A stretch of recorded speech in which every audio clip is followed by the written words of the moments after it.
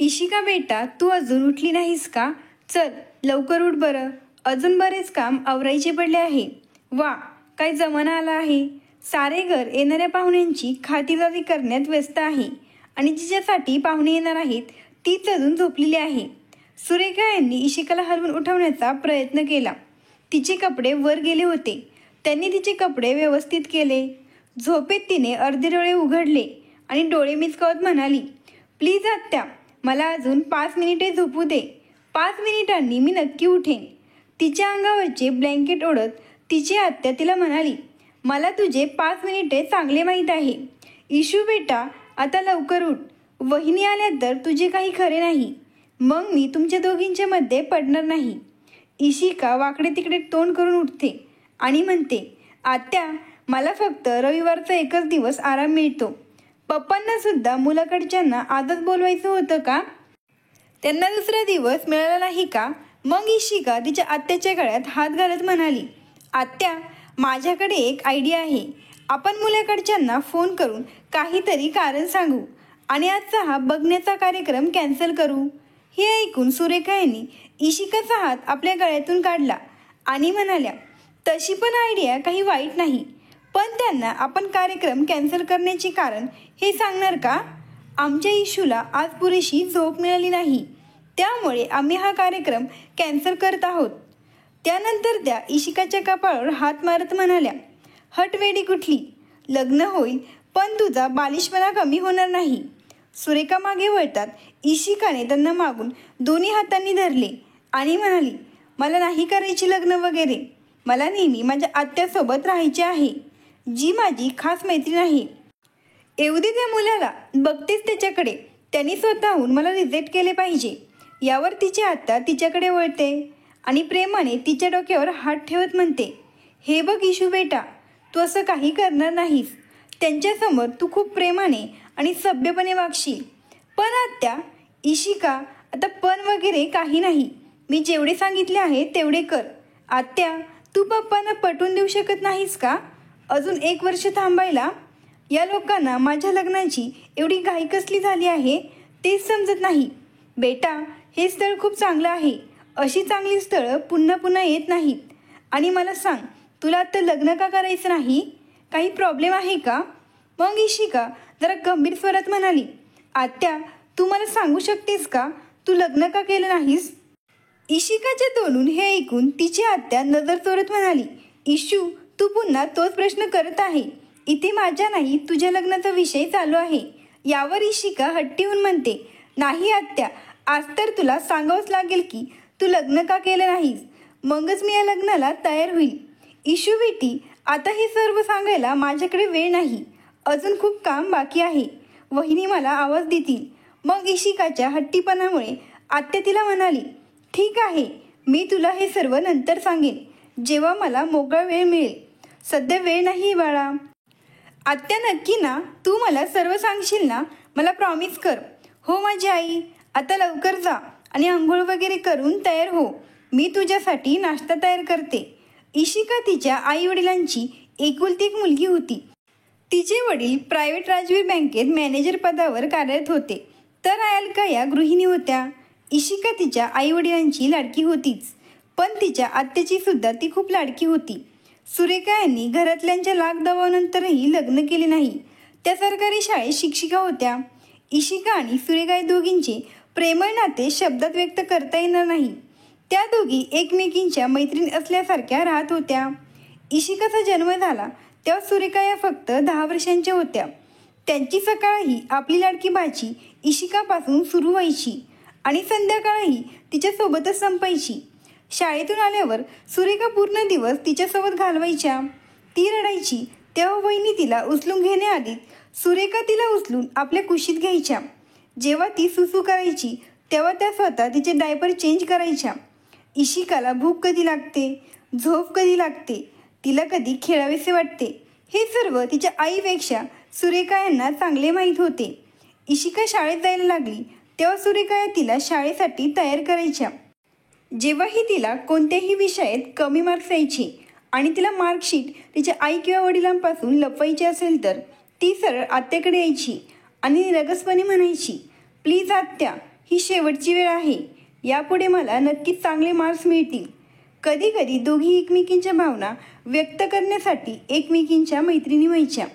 कालांतराने हे प्रेमळ नातं अधिकच घट्ट होत गेलं आणि सुरेखा यांनी आपले DEDचे शिक्षण पूर्ण करून गव्हर्नमेंट जॉब मिळवला. इशिका सध्या ग्रॅज्युएशनच्या 3ऱ्या वर्षात शिकत होती. आता तिचे वडील तिच्यासाठी मुलगा शोधत होते, जेणेकरून तिचे लग्न ठरेल. तोपर्यंत तिचे शेवटचे वर्षही संपेल. आज तिला मुलगा पाहायला येणार होता आणि इशिका उठायचे नाव घेत नव्हती, कारण तिला रविवारची झोप न मिळाल्याबद्दल खूप वाईट वाटत होते. तिकडे मुलाकडच्या घरचे इशिकाच्या घरी यायला उत्सुक होते. मुलगा त्याच्या वडिलांना म्हणाला, पप्पा बघा ना, मम्मी तयार व्हायला किती वेळ लावते. कोणीतरी तिला सांगा की आपण तिच्यासाठी नाही तर माझ्या नात्यासाठी जात आहोत. मग विनयची धाकटी बहीण नुपूर म्हणते, कदाचित मम्मीचा गैरसमज झाला असावा. यावर विनयचे वडील ओमप्रकाशजी, विनय आणि नुपूर हे तिघेही जोरात हसायला लागतात.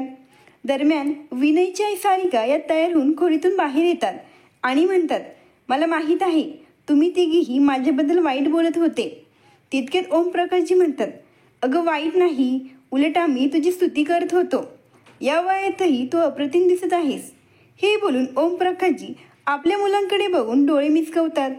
मग दोन्ही मुलं गुपचूप हसायला लागतात. सारिका या हे सगळं दृश्य बघतात आणि त्यांचे काळे दाट केस हलवत म्हणतात, मला सगळं माहीत आहे की तुम्ही माझ्या सौंदर्यावर जळता. माझ्याकडे पाहून तुम्हाला वाटत असेल की या वयातही मी इतकी हॉट आणि सुंदर कसं काय दिसते. मग विनयचे वडील म्हणतात, सारिका तुझं अगदी बरोबर आहे आणि मी इथे लटकते पोट आणि अर्धे पांढरे झालेले केस घेऊन फिरत आहे. तितक्यात विनय त्याच्या वडिलांचे बोलणे मध्येच थांबवत म्हणतो, हो पप्पा, हे खरं आहे की आई सध्या खूप छान दिसते. यावर ओमप्रकाशजी म्हणतात, हो बेटा, म्हणूनच मी नेहमी तुझ्या आईचे कौतुक करत असतो. तिला माझ्यावर विश्वास बसेल तेव्हा ना. साडीच्या मिऱ्या जुळवत सारिकाजी म्हणाल्या, माझ्या मुलासाठी मुलगी पाहायला जात आहे, तर मग दूरच मुलीकडच्यांना समजले पाहिजे की ही मुलाची आई आहे. विनय घड्याळात वेळ बघतो आणि मग निघायला सांगतो. सारिकाजी प्रेमाने गमतीने विनयचे कान ओढतात आणि म्हणतात, बघितलं का, तुमचा मुलगा मुलगी पाहण्यासाठी किती उतावळा झाला आहे. यावर ओमप्रकाशजी खांदे उडत म्हणतात, मी आता माझ्या मुलाला काय सांगू. एकेकाळी मी सुद्धा तुला पाहण्यासाठी आतुर झालो होतो. यावर सगळे हसायला लागतात.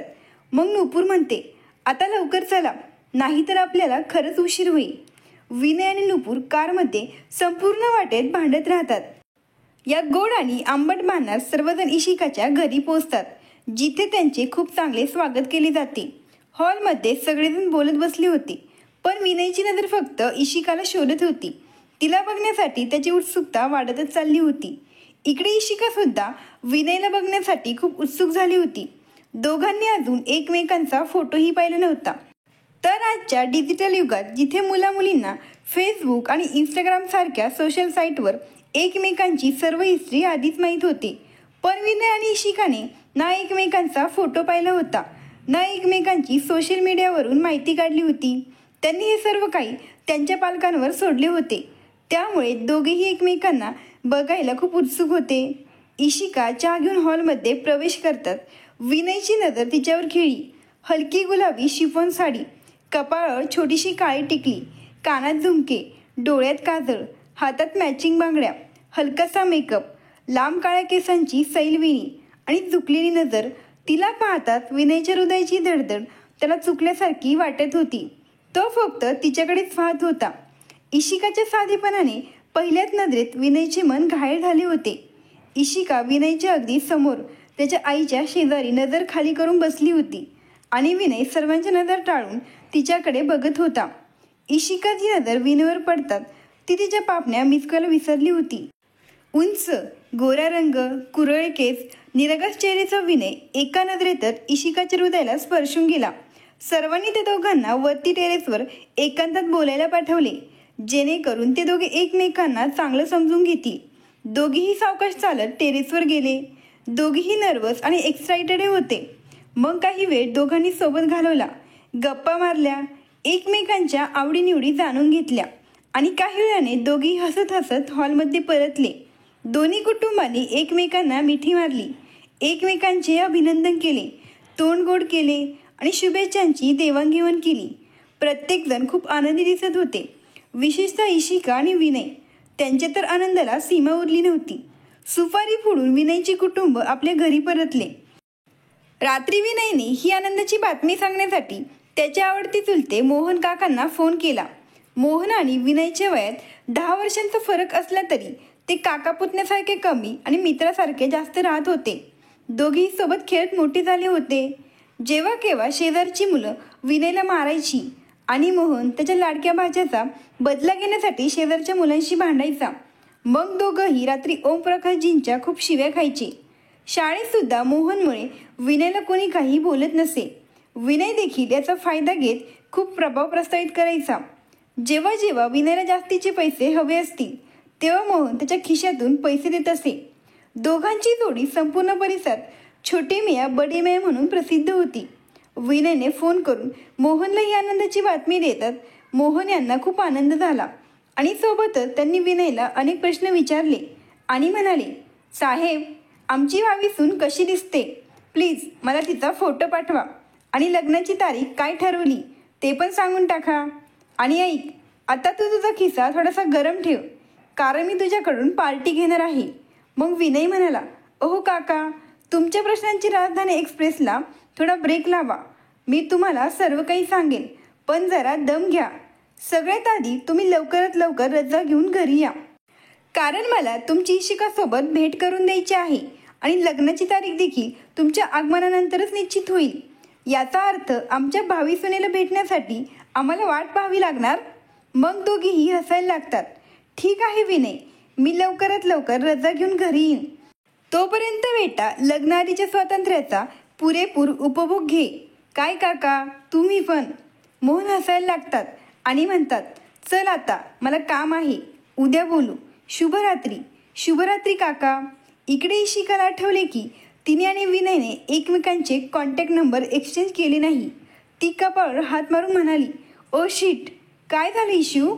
आत्या, मी विनयचा फोन नंबरही घेतला नाही. आता आम्ही एकमेकांसोबत कसे बोलणार? सुरेखा चिडवत तिला म्हणतात, सकाळी तर म्हणत होती की मुलगा येताच त्याला पळून लावेल आणि आता तुला फोन नंबर हवा आहे? आजकाल लोक किती पटकन पलटतात, नाही का इशू? अगं आत्या, हवे तर तू नंतर माझी मस्करी कर. आधी मला आई किंवा बाबांच्या फोनमधून विनयचा नंबर काढून आणून दे. यावर तिची आत्या म्हणाली, नाही बाबा नाही, मी ही रिस्क घेणार नाही. मग इशिका तिच्या आत्याला विनंती करते, आत्या प्लीज प्लीज प्लीज. मग आत्या म्हणते, ठीक आहे, जर तू एवढी विनंती करत असेल तर मी विनयचा नंबर घेऊन येते, पण त्या बदल्यात मला काय मिळेल? यावर इशिका म्हणते, त्या बदल्यात मी तुला एक सुंदर किस्सी देईल. चल हट आता, हे किस्सी बिस्सी हवे तर तुझ्या विनयला दे. यावर ती लाजते आणि तिचा चेहरा दोन्ही हाताने लपवते. मग तिची आत्या म्हणते, अरे आता आमची इशूला पण लाज वाटायला लागली का? हे ऐकून इशिकाने लगेच सुरेखा आत्याला मिठी मारली. सुरेखा आत्या गुपचूप त्यांच्या भावाच्या फोनवरून विनयचा नंबर मिळवून इशिकाला देतात. अशा प्रकारे विनय आणि इशिकाची फोनवर प्रेमळ बोलण्याची मालिका सुरू होते. रात्रीचे दोघेही तासनतास फोनवर गप्पा मारायला सुरू करतात. एकमेकांना अधिक जवळून ओळखतात. कधी प्रेमाने, कधी रागाने, कधी कडू तर कधी गोड. असे बोलत असताना महिन्याभरातच त्यांच्यात चांगली मैत्री निर्माण होते. आता दोघेही एकमेकांना चांगले समजू लागले होते. काहीही न बोलता त्यांना एकमेकांच्या मनाची अवस्था कळू लागते. आता अजून किती दिवस फोनवर बोलून मन भरवणार, म्हणून ती दोघेही भेटण्याचा प्लॅन करतात. विनय इशिकाला सांगतो, इशू, पुढच्या आठवड्यात मोहन काका येणार आहेत. तुला माहीत आहे, मी त्यांना वचन दिले होते की तुझी आणि त्यांची फेस टू फेस ओळख करून देईन. नेक्स्ट वीकला माझे काका येतील, तेव्हा आम्ही साई मंदिरात येऊ. तिकडून तू तुझ्या आत्याला तुझ्यासोबत घेऊन साई मंदिरात ये. विनयची बोलणे ऐकून इशिका खुश झाली आणि म्हणाली, विनय, ही खूप चांगली आयडिया आहे. आपण एकत्र खूप मजा करू. इशिका सुरेखा आत्याला तिच्यासोबत यायला राजी करते आणि लवकरच तो दिवस येतो. आज सकाळपासूनच इशिका पक्ष्यांसारखी किलबिलाट करत होती. पण माहीत नाही का, सुरेखा यांना आज सकाळपासून खूप विचित्र वाटत होतं. त्यांना इशिकासोबत जावेसे वाटत नव्हते आणि नकोसुद्धा वाटत होते. तरीही त्या इशिकासोबत जायला तयार झाल्या. सर्वजण योग्य वेळी साई मंदिरात पोहोचतात. सुरेखा यांची नजर मोहनवर आणि त्याच्या तुटलेल्या हातावर पडतात. त्यांच्या पायाखालची जमीनच सरकते आणि त्यांच्या हृदयाची धडधड वाढू लागते. त्या मोहनकडे पाहत असताना त्यांच्या डोळ्यातून अश्रू वाहू लागतात. तर मोहनची नजर सुरेखा यांच्यावर पडतात. त्यांचे डोळे विस्फारले होते. त्याचेही हृदय जोरात धडधडू लागले होते आणि कपाळावर घाम येऊ लागला होता. इतक्या वर्षांनी एकमेकांना बघून दोघांना रडावं की हसावं तेच समजत नव्हते. दोघांनाही गोंधळाच्या विचित्र परिस्थितीत अडकल्यासारखे वाटत होते. सुरेखा यांचे मन करत होते की लगेच मोहनला मिठी मारावी आणि आपल्या सगळ्या तक्रारींचा डबा उघडून त्याच्यासमोर ठेवावा आणि त्याला विचारावं की मला असं एकटीला सोडून तू अचानक कुठे गायब झाला होता. आज त्याला सर्व प्रश्नांची उत्तरे विचारावे असे सुरेखाला वाटत होते. तर मोहनलाही वाटत होते की सुरेखाला आपल्या मिठीत घ्यावे. दोघांचे मन करत होते की एकमेकांसमोर खूप रडावं आणि आपल्या सगळ्या तक्रारी ओल्या अश्रूंनी धुवून टाकाव्यात. दोघांचे ओठ शांत होते पण डोळे खूप काही बोलून गेले होते.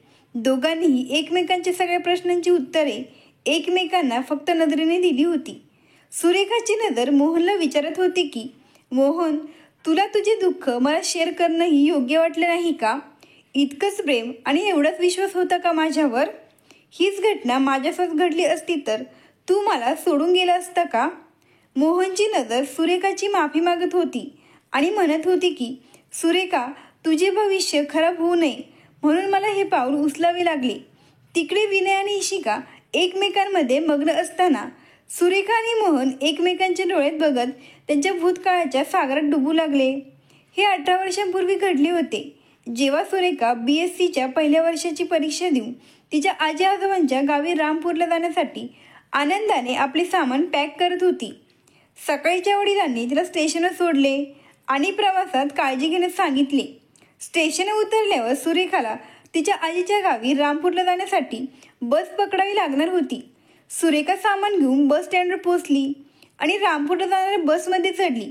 तिने कंडक्टरला तिकीट मागितले खरं, पण कंडक्टरकडे सुट्टे पैसे नव्हते. तेवढ्यात मागच्या सीटवरून मोठा आवाज तिच्या कानावर पडला. तो आवाज मोहनचा होता. मोहनने सुरेखाला सुट्ट्या पैशांसाठी काळजीत असल्याचे पाहून कंडक्टरला म्हणाला, दादा ऐका, या मॅडमच्या तिकिटाचे पैसे माझ्या पैशातून कापून घ्या. ते ऐकून सुरेखाने मागे वळून पाहिले तर त्यांची नजर एकमेकांना इतकी भिडली की ते दोघेही काही क्षण असेच एकमेकांकडे बघत राहिले. मग तेवढ्या ड्रायव्हरने गाणं लावलं, दो दिल मिल रहे मगर चुपके चुपके सबको हो रही है, हाँ सबको हो रही है खबर चुपके चुपके. कंडक्टरच्या आवाजाने दोघांची एकमेकांवरची नजर वेगळी झाली. सुरेखा लगेच लाजली आणि तिने आपली नजर खाली केली. फक्त त्या लाजोळ नजरेने मोहनच्या हृदयाला आतून घायल केले होते. सुरेखाची पुन्हा मागे वळून पाहण्याची हिंमत झाली नाही, पण तरीही तिने हिंमत वाढवली आणि मागे वळून मोहनचे आभार मानत म्हणाली, मला मदत केल्याबद्दल धन्यवाद, पण मी तुमचे पैसे तुम्हाला परत कसे करू? तुम्हाला तर माहीतच आहे की आता माझ्याकडे सुट्टे पैसे नाहीत. यावर मोहनने हसून सुरेखाचे आभार मानून उत्तर दिले, पैसे परत करण्याची काही गरज नाही. तुमच्याकडे सुट्टे पैसे नव्हते म्हणून मी तुमची थोडी मदत केली. सुरेखा म्हणाली, पण हे बरं वाटत नाही. मोहन म्हणाला, यात बरं वाटण्यासारखं काय आहे? गरज पडल्यावर माणूसच माणसाच्या उपयोगी पडतो. तसे पण बघायला गेले तर फक्त 20 रुपयांची तर बाब आहे. मग सुरेखा पुन्हा म्हणाली, 20 रुपये असले म्हणून काय झाले? ते परत द्यायला हवे. मी स्टॉपवर उतरल्यावर सुट्टे पैसे करून तुम्हाला तुमचे 20 रुपये परत देईल. यावर मोहन म्हणाला, हे बघा मॅडम, दुनिया गोल आहे. कुणास ठाऊक पुन्हा कधीतरी आपण भेटू शकतो आणि त्यावेळी कदाचित मला तुमची गरज पडली तर तुम्ही मला मदत करू शकता. मग हिशोब बरोबर होईल. सुरेखाने किंचित हसून हो मध्ये मान हलवली. काही वेळाने कंडक्टरने रामपूर गावाबाहेर बस थांबवली आणि प्रवाशांना उतरण्यास सांगितले. दोघेही रामपूर गावाबाहेर उतरले आणि काही न बोलता शांतपणे आपापल्या वाटेला निघून गेले. सुरेखा तिच्या आजीच्या घरी तर मोहन त्याच्या आत्याच्या घरी आला होता. आजीच्या घरी पोहोचल्यावर सुरेखाचे खूप छान स्वागत झाले. तिच्या मामाची 2 मुले, 8 वर्षांचा टिंकू आणि 10 वर्षांची रिया यांनी ती येताच तिला मिठी मारली. संध्याकाळी सुरेखा मुलांसोबत गच्चीवर गेली तेव्हा तिची नजर समोरच्या घराच्या अंगणात मुलांसोबत खेळणाऱ्या मोहनवर गेली. त्याला पाहून तिला तिच्या डोळ्यांवर विश्वासच बसत नव्हता की हा तोच मोहन आहे ज्याने तिची मदत केली होती. मोहनची ही नजर नकळत सुरेखावर पडली. दोघांच्याही डोळ्यात एकमेकांबद्दलच्या भावना वेगळ्या होत्या. ती रात्री झोपण्यासाठी बेडवर पडली तेव्हा त्याचा चेहरा सुरेखाच्या डोळ्यांसमोर तरळत होता.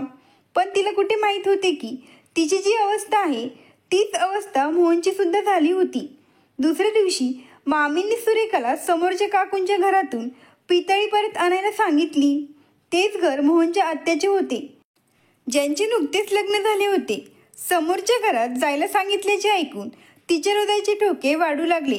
सुरेखा त्यांच्या घरी गेली. दरवाजा उघडा होता म्हणून ती लगेच घरात शिरली. तिला मोहन स्टूलवर उभा राहून रॅकवर काहीतरी शोधताना दिसला. सुरेखा एवढंच म्हणाली, काकू मामीने परत मागितले आहे.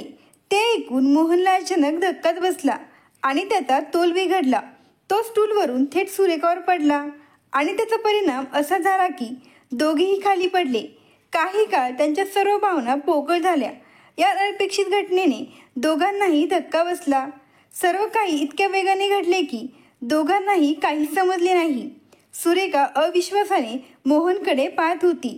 तिला असे बघून मोहन म्हणाला, सॉरी तुला लागले तर नाही ना? आणि तो पटकन उभा राहिला. माहीत नाही त्याने सुरेखाला तुम्हाला ऐवजी तुला का म्हटले. कदाचित त्याला आपलेपणाची जाणीव झाली असावी. सुरेखा स्वतःमध्येच बंदिस्त राहिली आणि फक्त एवढंच बोलू शकली की नाही मला काही लागले नाही आणि ती परत घेऊन गेली. काहीतरी होतं जे सुरेखाला मोहनच्या डोळ्यात स्वतःसाठी जाणवत होतं आणि तिला स्वतःमध्ये हरवल्यासारखं वाटत होतं. आता तिचे कोणत्याही कामात लक्ष लागत नव्हते. असेच ती आणि मोहन अनेक वेळा एकमेकांच्या समोर आले पण ते एकमेकांसोबत बोलू शकले नाही. पण त्या क्षणांमध्ये त्यांच्या नजरांनी एकमेकांना अगणित गोष्टी बोलल्या होत्या ज्या फक्त दोघांना जाणवत होत्या. आजीच्या गावातून परतताना योगायोगाने दोघेही एकत्र परत निघाले आणि त्यांची ट्रेन देखील एकच होती. मोहन मेरठचा असला तरी तो दिल्लीत इंजिनिअरिंग शिकत होता. हे सर्व ट्रेनमधून जाताना मोहनशी झालेल्या औपचारिक संभाषणातून सुरेखाला कळले होते आणि मोहनने सुरेखाला हॉस्टेल आणि घर दोन्हीचे लँडलाईन नंबर दिले होते. सुरेखाच्या आनंदाला सीमा उरली नव्हती. घरी परतल्यावर त्यांचा फोनवर संवाद चालू झाला होता. सुरेखा आठवड्यातून 2दा मोहनशी हॉस्टेलच्या नंबरवर बोलायची आणि दोघेही त्या 2 दिवसांची आतुरतेने वाट पाहायची. अशातच 7 महिने निघून गेले. त्या 7 महिन्यात त्यांच्यात फोनवर अगणित बोलणे झाले होते. अनेक आश्वासने आणि एक भेटही झाली. दोघांनीही एकमेकांना आपल्या जीवनसाथीच्या रूपात स्वीकार केले. मोहनने तर सुरेखाला घरी येऊन मागणी घालत असल्याचे बोलले पण सुरेखाने त्याला तिचं ग्रॅज्युएशन पूर्ण होईपर्यंत थांबायला सांगितलं. मग अचानक मोहनचा फोन येणे बंद झाले. सुरेखा त्याला इकडून सतत फोन करत राहिली पण प्रत्येक वेळी तिला एकच उत्तर मिळायचे की मोहन आता या हॉस्टेलमध्ये राहत नाही. तिने त्याच्या हॉस्टेलमध्ये जाऊन त्याने खरंच हॉस्टेल सोडले आहे का हे जाणून घेण्याचा प्रयत्न केला. तिला त्याच्या घराचा पत्ता माहीत नव्हता पण ती सतत घरच्या नंबरवर कॉल करत होती पण तिला तिकडून रॉंग नंबर असल्याचे सांगितले जायचे. तिच्या मनात हजारो प्रश्न सतत घुमत होते की मोहन अचानक कुठे गायब झाला आणि त्याने माझ्याशी फोनवर बोलणे बंद का केले. त्याच्यासोबत काही वाईट तर घडले नसेल ना? का त्याने माझी फसवणूक केली आहे किंवा त्याने लग्न तर केले नसेल ना? असे हजारो प्रश्न तिला रात्रंदिवस सतावत होते. या दिवसात तिचे खाण्यापिण्यावर अजिबात लक्ष नव्हते त्यामुळे ती आजारी पडू लागली होती. तिला मोहनची आठवण येत होती पण ती काहीच करू शकत नव्हती. रोज ती त्याच्या कॉलची वाट बघायची पण मोहनचा तिला कधीच फोन आला नाही. तिने कसे तरी ग्रॅज्युएशन पूर्ण केले आणि स्वतःला व्यस्त ठेवण्यासाठी D.Ed.ला प्रवेश घेतला. इतक्या वर्षात तिच्यासाठी खूप चांगले स्थळं आले होते पण तिने मोहनला दिलेल्या त्या वचनांनी तिला कधीच दुसऱ्याची होऊ दिले नाही. घरच्यांचा तिच्यावर प्रचंड दबाव असतानाही तिने लग्न केले नाही आणि त्या वचनांनी मोहनलाही आजवर अविवाहित ठेवले होते. ते साई मंदिरातून परत आले खरं पण सुरेखा आणि मोहन दोघेही रात्री एकमेकांचा विचार करत अश्रू ढाळत होते. दुसऱ्या दिवशी संध्याकाळी सुरेखाची पावले पुन्हा साई मंदिराकडे निघाली. तिला मोहन तिथे बसलेला दिसेल या आशेने ती मंदिराकडे जाऊ लागली. तिथे गेल्यावर तिने पाहिले, अपेक्षेप्रमाणे मोहन तिच्या आधीच तिथे येऊन थांबला होता. इतक्या वर्षांनी एकमेकांना भेटतात दोघेही एकमेकांना मिठी मारून खूप रडले. सगळ्या ओल्या तक्रारी आणि प्रश्नोत्तरे अश्रूंनी वाहून गेले. सुरेखा आणि मोहनची मानसिक स्थिती इशिका आणि विनयपासूनही लपून राहू शकत नव्हती. कालच दोघांनाही त्यांच्यावर संशय आला होता. म्हणून कालपासून इशिका आपल्या सुरेखा आत्यावर आणि विनय त्याचे चुलते मोहनवर नजर ठेवून होता. त्या दोघांचा पाठलाग करत तेही साई मंदिरात पोहोचले आणि आता दोघांच्याही समोर संपूर्ण परिस्थिती स्पष्ट झाली होती. सुरेखा आणि मोहन काही न बोलता डोळे मिटून एकमेकांच्या खांद्यावर डोके टेकून बसले होते. त्यांना असे पाहून इशिका आणि विनयचेही डोळे ओले झाले होते. रात्री जेव्हा इशिकाने तिच्या आत्याच्या डोक्यावर प्रेमाने हात ठेवला तेव्हा सुरेखाला तिच्या भावना लपवता आल्या नाहीत आणि त्यांनी इशिकाला मिठी मारली आणि रडत रडत तिला आपली संपूर्ण कथा सांगितली. तिकडे मोहनचीही अशीच परिस्थिती होती.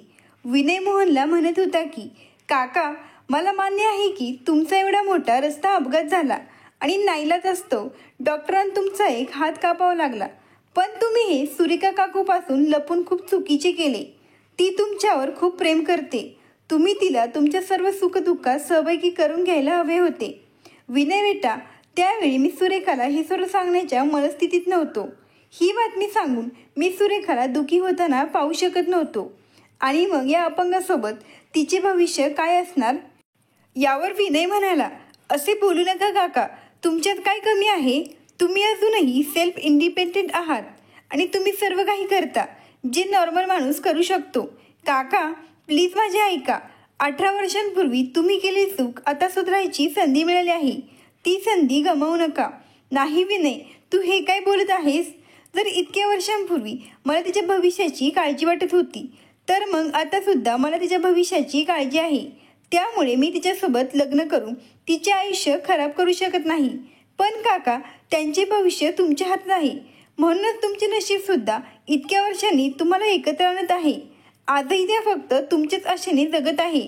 विनय हजार तर्क देऊन मोहनला समजायचा प्रयत्न करतो. तेव्हा कुठे विनयच्या बोलण्याचा आणि त्याच्या युक्तिवादाचा मोहनवर प्रभाव पडतो. पण आपल्या हाताकडे पाहिल्यावर त्याला मनात पुन्हा तेच जुने प्रश्न येऊ लागतात. त्याचे एक मन त्याला म्हणत होते की आत्ता जाऊन सुरेखासोबत लग्न करावे, पण दुसरे मन म्हणत होते की मी सुरेखाला सुखी ठेवू शकतो का? माझे अपंगत्व सुरेखाच्या सुखाच्या आड येऊ शकते का? आतल्या मनाचं ऐकावं की बाहेरच्या मनाचं ऐकावं हे त्याला समजत नव्हते. इकडे इशिकाही सुरेखाला खिळून ठेवते आणि एकत्र येण्याची चर्चा करते, पण सुरेखाचे उत्तर काही वेगळेच होते. तिने इशिकाला स्पष्ट शब्दात सांगितले, बघ इशू, मी मोठ्या कष्टाने स्वतःला यातून सावरलं आहे आणि आता मी माझ्या आयुष्यात खूप प्रगती केली आहे. त्यामुळे मी या नात्याचा विचारही करू शकत नाही. हे चांगले होईल की तू सुद्धा हा विचार मनातून काढून टाकला तर बरे होईल. आत्या, तू मोहन काकांना विसरले आहेस? तर मग दुसऱ्या दिवशीही तू त्यांना गुपचूप भेटायला का गेली होतीस? इशू, ते यावर इशिका म्हणते, हो आत्या, उत्तर दे. आत्या, खरं सांगायचं म्हटलं तर या प्रश्नांचे उत्तर तुझ्याकडे नाहीये, कारण तू अजूनही मोहन काकांवर खूप प्रेम करतेस. माझ्या बोलण्यावर विश्वास बसत नसेल तर एकदा स्वतःच्या मनाला विचारून बघ. पण सुरेखा इशिकाची काही ऐकायला तयार नव्हती. पुढे 2-3 दिवस असेच निघून जातात. इशिका आणि विनय देखील त्या दोघांना एकत्र करण्याचा निर्णय घेतात. अगदी आठवड्याभरानंतर इशिका आणि विनयच्या एंगेजमेंटचा दिवस होता. इशिका विनयला म्हणते, विनय, सर्व प्लॅनिंग झाली आहे ना? तू डीजेवरीला सांगितले आहे ना विनय? हो इशू, तू टेन्शन घेऊ नकोस, सर्व प्लॅनिंगनुसारच होईल. फक्त देवाकडे प्रार्थना कर की दोघांना एकत्र करण्यात आपल्याला यश मिळो. दोघांचा एंगेजमेंट सोहळा सुरू होतात. विनय डीजेला इशारा करतो आणि त्याला लग जा गले हे गाणे लावायला सांगतो. ही गाणी लागताच सुरेखा आणि मोहनची नजर एकमेकांना भेटल्याशिवाय राहत नाही. त्यांचा भूतकाळ त्या दोघांसमोर सागरांच्या लाटांसारखा खवळून त्यांच्या डोकावू लागला होता. दोघांचे डोळे ओले झाले होते. त्यांच्या हृदयाचे ठोके वेगवान झाले आणि त्यांना वाटत होते की धावत जाऊन एकमेकांना मिठी मारावी.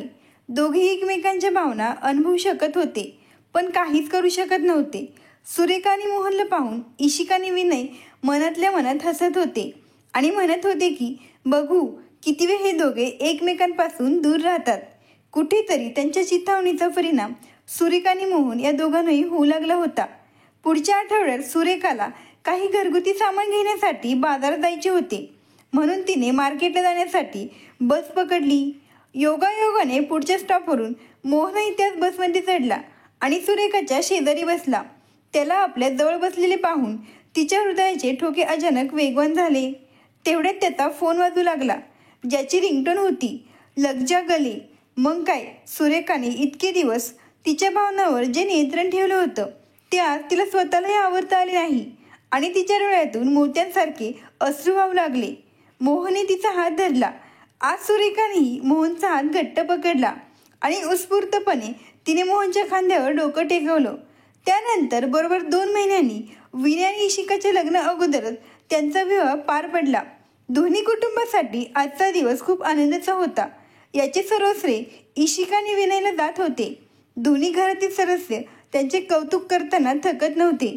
मोहन आणि सुरेखाचीही तीच अवस्था होती. त्या दोघांनीही इशिका आणि विनयचे खूप कौतुक केले आणि त्यांना त्यांच्या लग्नासाठी शुभेच्छा दिल्या.